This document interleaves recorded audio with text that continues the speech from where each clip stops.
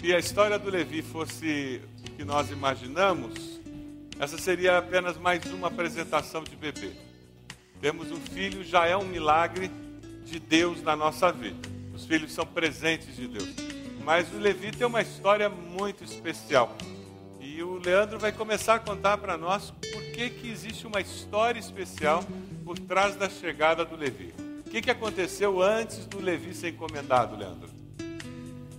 Deus tem um propósito para tudo. E Ele age muito antes do que a gente imagina. Eu sempre fui criado na igreja, desde pequeno. Só que a gente fica jovem e acha que já conhece tudo. E se afasta de Deus. Fica distante. Sempre levei o conceito que é ser evangélico e crer em Deus. Então eu me tornei um crente de pregação. Chegava um pouquinho antes, depois que começou o culto, e saía antes de terminar. Aí conheci a minha esposa, Soliana, de formação católica, aonde a gente foi morar junto. 2 anos depois veio a Sofia, E eu permaneci distante. E para contradição de todo mundo, quem queria buscar a Deus era ela. De estar vindo na igreja, de estar buscando. E com um amigo meu, de infância, adolescência de São Paulo, Tato. Uma coisa muito interessante, em 93 ele veio para a igreja, por meu intermédio, de conhecer a igreja de Bacaxeri. Em 93. E em 2004, quem vai até mim é ele, me chamar para participar de uma célula. Minha irmã Verônica batalhando, falando com a Soliana, para que a gente participasse de uma célula. Eu tinha procurado um monte de coisa, um monte de célula e eu nada, na resistência. Até que esse amigo, em 2004, me chamou para participar. Por isso que eu falo, Deus, Ele age muito antes do que a gente imagina. E como é importante estar em comunhão com o Senhor. E a gente só entende isso depois da tempestade. Em 2006, após uma hérnia, eu fui num urologista e ele pediu uns exames, eu passei mal. Num final de semana, fui parar no Vita, uma médica me examinou e falou, você precisa procurar um urologista urgente.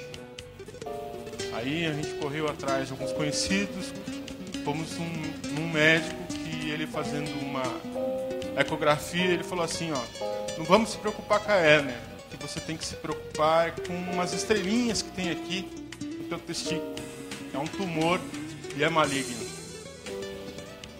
Você leva um choque, poxa, e aí, agora? Aí ele falou, mas não se preocupa, vamos fazer os exames primeiro, que a gente, dependendo da situação, o doutor que vai analisar teu caso, volta dos Estados Unidos, se for urgente ele te chama. Isso foi uma quarta, uma quarta ou quinta. Na segunda-feira, esse médico liga para a Soliana, falou, bem urgente aqui que a gente precisa conversar. Aí realmente ele falou, é um tumor, no teu caso eu não esperaria mais nada. Você tem a opção de fazer a cirurgia amanhã, terça-feira, 7 horas da manhã, ou quinta. Mas no teu caso eu não esperaria. 7 horas da manhã, eu estava fazendo 2 cirurgias. E passada a cirurgia, Deus tranquilizou nosso coração do porquê. Que Deus sustenta.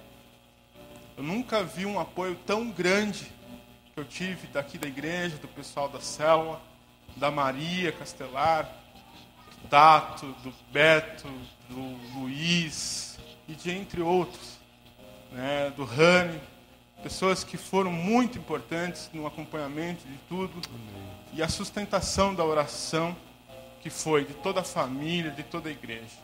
Então eu louvo a Deus por isso. E aí vinha mais. Passado uma semana, os médicos falaram, está tudo bem, fica tranquilo. Voltei para o consultório. Aí ele falou, realmente, no teu caso é câncer, e você vai ter que fazer quimioterapia. Aí o chão sumiu. O chão, a gente fica num estado que, falei, Deus, e agora? Passei aí 6 meses de quimioterapia intensiva, onde a gente chama ciclos, né? Fiz alguns ciclos seguidos, né? Mas Deus me sustentou. Amém. E quão importante foi. Porque o impressionante é muito doloroso, mas em nenhum momento eu senti angústia, né? A gente chora dentro do quarto, fica apreensivo, mas Deus age. Então eu louvo a Deus porque está aqui o milagre, né? Após a todo o processo, eu sabia que eu ia ficar estéril, totalmente estéril. E fiquei estéril, sem possibilidade de ter. Deixa eu mostrar. Eles trouxeram o exame, gente. Eles queriam que vocês vissem o exame. Já apareceu? Então tá bom. Continua. Fiquei estéril, sem a possibilidade de ter filho. Falei, poxa, e agora? Então vamos lá. E o mais interessante é que a gente vendeu o carrinho, né? Vendeu um carrinho para um funcionário meu e vendemos tudo. E depois, nos ciclos, quando a gente termina a quimioterapia, o acompanhamento na realidade é por 5 anos. Eu já estou em 3 de vitória e sei que Deus ele dá a cura completa. Amém. Né? Ele não dá parcial. 5 anos de controle e, para minha surpresa, está aqui. Esse neném que Deus parece que desenhou assim, com a perfeição dele, né? E é uma bênção na nossa vida, tanto a Sofia e o Levi. Amém. Louvado seja.